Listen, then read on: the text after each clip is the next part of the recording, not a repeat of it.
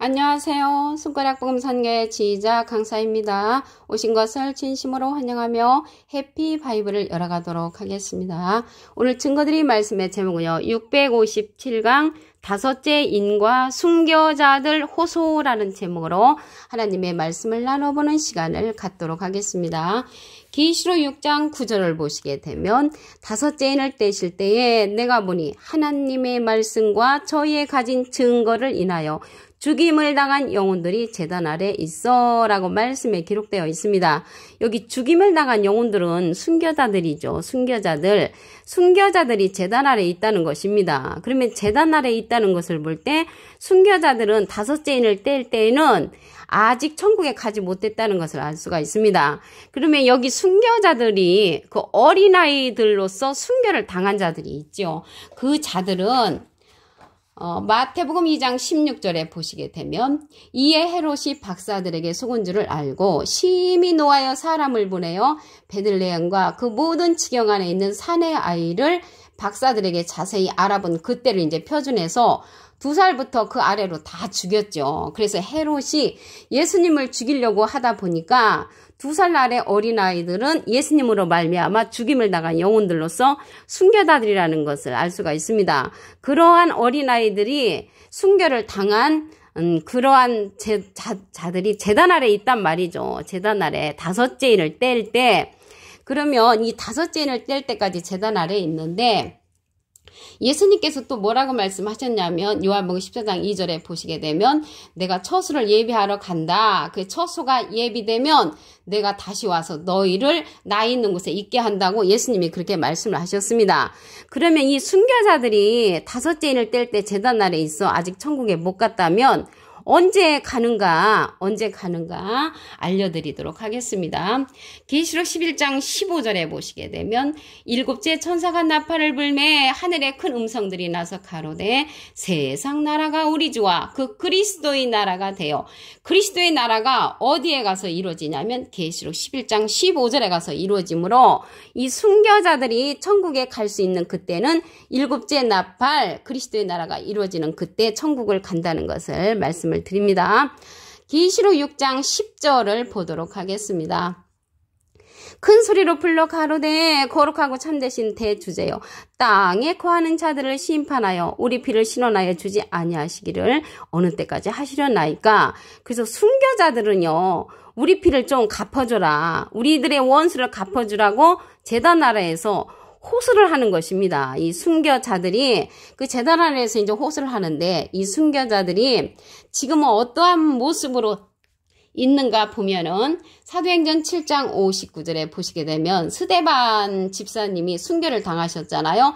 돌로 이렇게 맞아서 순교를 당하셨는데 사도행전 7장 60절에 보시게 되면 무릎을 꿇고 크게 불러 가로되 주여 이 죄를 저들에게 돌리지 마옵소서 이 말하고 자니라. 그래서 순교자들은 지금 아직은 제단 아래에 다섯째 인을 뗄 때는 제단 아래에 있고요. 잠자는 상태로 있다는 것을 알 수가 있습니다.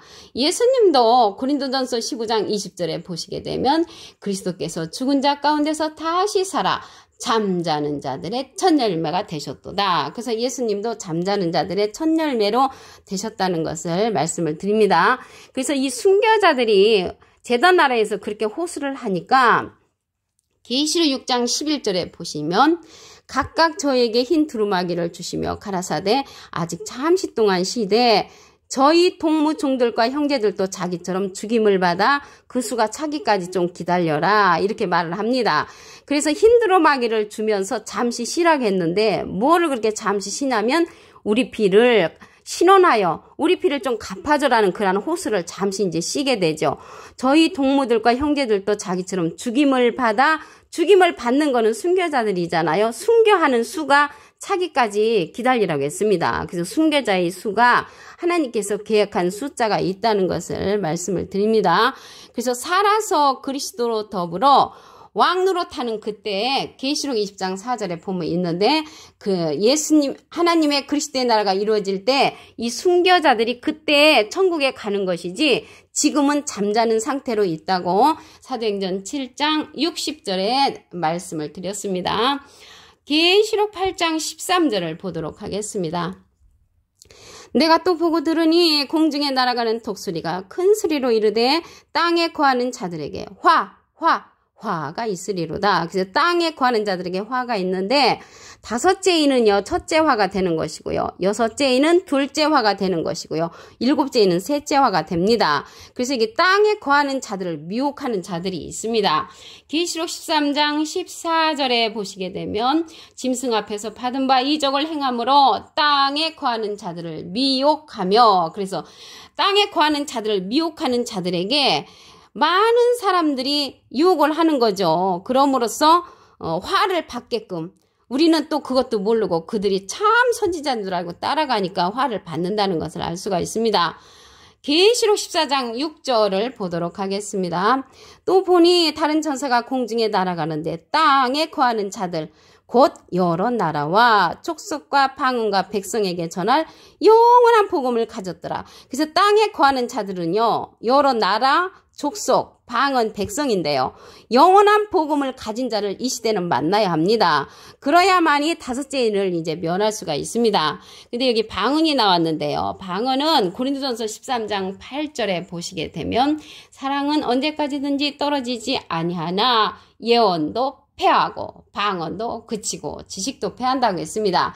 이러한 성령들은 부분적인 성령이기 때문에 패하고요. 온전한 성령이 여기 영원한 복음이라는 것을 말씀을 드립니다. 그래서 이 영원한 복음을 가진 자는 예수님이 하나님께 부탁을 해서 보내는 또 다른 보혜사라고 했습니다. 요한복음 14장 16절에 보시게 되면 내가 아버지께 구하겠으니 예수님이 하나님께 부탁을 해서 그가 또 다른 보혜사를 너에게 주사 영원토록 너희와 함께 있게 한다고 했습니다. 그래서 이 또 다른 보혜사는 영원토록 우리와 함께하는 영원한 복음을 가진 자라는 것을 말씀을 드리고요. 저는 진리의 영이라고 했습니다. 여기 영이 나왔는데요. 영은 요한복음 6장 63절에 보시게 되면 살리는 것은 영이니 육은 무익하니라. 내가 너에게 이른 말이 영이여 생명이라. 생명의 말씀으로 계시기 때문에 이 또 다른 보혜사를 보내시는 것입니다. 하나님과 예수님은 지금 영으로 계시잖아요. 그렇기 때문에 이 시대에 또 다른 보혜사를 보내주시는데 이 보혜사라는 것은 대원자라는 그런 뜻을 갖고 있습니다. 요한 1서 2장 1절에 보시게 되면 나의 자녀들아 내가 이것을 너희에게 쓰면 너희로 죄를 범치 않게 한다고 했고요. 누가 죄를 범하면 아버지 앞에서 우리에게 대언자가 있다고 했습니다. 그 대언자 앞에 조그만하게 3자가 있는데 관주성경 해석란에 보시게 되면 보혜사라고 기록되어 있습니다. 그래서 이 보혜사는 대원자라는 뜻을 갖고 있고요. 파라클레트거든요. 헬라어로는 파라클레토스로 곁에 파라와 부름받은 클레토스란 말의 합성어로 도움을 주기 위해 곁에 부름받은 자, 사람을 상징한다는 것을 말씀을 드립니다. 그래서 이 보혜사는 대원자로서 예수님은 하나님의 보혜사, 대원자이시고요. 또 다른 보혜사는 예수님의 대원자, 또 다른 보혜사, 진리의 성령이라는 것을 말씀을 드립니다. 이 진리의 성령은, 진리의 영은 진리의 성령입니다. 요한복음 16장 13절에 보시게 되면 진리의 성령이 오시면 그가 너희를 모든 진리 가운데로 인도하시리니 그가 자유로 말하지 않고 오직 듣는 것을 말하시며 장래일을 너희에게 알리시리라. 그래서 모든 진리 가운데로 인도하는 성령은 진리의 성령, 또 다른 보혜사라는 것입니다. 또 다른 보혜사의 말씀이 영원한 복음으로서 다섯째 인을 면하게 해주는 말씀이라는 것을 말씀을 드립니다. 그러면요, 이 진리의 성령은 예수님이 하나님께 부탁을 해서 보내는 또 다른 보혜사인데 모든 진리 가운데로 인도해 준다고 했는데 예수님은 비둘기 같은 성령을 받으셨죠. 마태복음 3장 16절에 보시게 되면 계시록 6장 9절을 다시 한번 보도록 하겠습니다. 다섯째 인을 떼실 때 내가 보니 하나님의 말씀과 저희의 가진 증거를 인하여 죽임을 당한 영혼들이 제단 아래에 있다고 했습니다. 죽임을 당한 영혼들은 순교자들이죠. 그러한 자들이 제단 아래에 있다는 것을 볼 때 순교자들은 아직 천국에 가지 못했다는 것을 말씀을 드리고요. 그러면 언제 가느냐면요. 그리스도의 나라가 이루어질 때 갑니다. 그리스도의 나라는 계시록 11장 15절에 보시게 되면 일곱째 천사가 나팔을 불 때 이루어지는데 일곱째 천사가 나팔을 불매 하늘에 큰 음성들이 나서 가로되 세상 나라가 우리 주와 그 그리스도인 나라가 되어 그가 세세토록 왕노릇 하신다고 했습니다. 그리스도인 나라가 이루어질 때 이 순교자들이 천국에 가는데 그리스도의 나라가 이루어지는 때는 일곱째 나팔 때라는 것을 말씀을 드립니다. 그럼으로써 순교자들이 천국에 갈 때는 일곱째 천사가 나팔을 불 때 간다는 것을 말씀을 드립니다. 계시록 6장 10절을 보도록 하겠습니다. 큰 소리로 불러 가로되 거룩하고 참되신 대주저여 땅에 거하는 자들을 심판하여 우리 피를 신원하여 주지 아니하시기를 어느 때까지 하시려나이까. 이러한 순교자들의 피값을 갚아달라고 호소를 하는 때가 다섯째 인이잖아요. 근데 제단 아래에 있다는 것을 볼 때 이들은 아직 천국에 가지 못했다는 것을 다시 말씀을 드리고요. 그러면 순교자들이 지금 현재는 어떠한 모습을 하고 있냐면 잠잔다고 했습니다. 사도행전 7장 59절에 보시게 되면은 스데반 집사님이 돌로 죽임을 당했잖아요. 순교를 했습니다. 그런데 사도행전 7장 60절에 가서 보시게 되면 무릎을 꿇고 크게 불러 가로되 주여 이 죄를 저들에게 돌리지 마옵소서 이 말을 하고 자니라. 그래서 순교자들은 현재 상태는 잠자는 상태로 있다는 것을 말씀을 드립니다. 계시록 6장 11절을 보도록 하겠습니다. 각각 저에게 흰 두루마기를 주시며 가라사대 아직 잠시 동안 시대에 저희 동무충들과 형제들도 자기처럼 죽임을 받아 그 수가 차기까지 하라. 그러니까 그 호수를 계속 제단 아래에서 하니까 다섯째 인을 뗄 때 두루마기를 준단 말이죠. 그래서 잠시 쉬어라. 그 호소하는 것을 잠시 쉬게 되는 것이고요. 죽임을 받아 그 수가 차기까지 하라는 것은 순교자들도 하나님이 계획한 숫자가 있다는 것을 말씀을 드립니다. 계시록 8장 13절을 보도록 하겠습니다.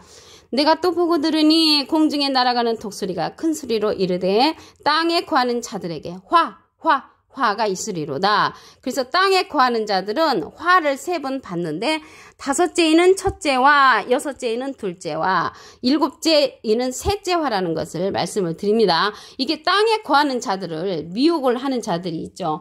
계시록 13장 14절에 가서 보시게 되면 짐승 앞에서 받은 바 이적을 행함으로 땅에 거하는 자들을 미혹하며 땅에 거하는 자들에게 이르기를 칼에 상하였다가 살아난 짐승을 위하여 우상을 만들라고 했습니다. 이 땅에 거하는 자들은요. 계시록 17장 2절에 보시게 되면 음행의 포도주에 취한 자라고 했습니다. 음행의 포도주에 취한 자는 주님의 진리의 말씀 갖다가 혼합해서 행음을 하게끔 만든 그런 자들이라는 것을 말씀을 드립니다. 이 시대는요. 영원한 복음을 받아야 되는데 그 영원한 복음을 가진 자가 하나님께 부탁을 해서 예수님이 보내는 또 다른 보혜사라고 했습니다.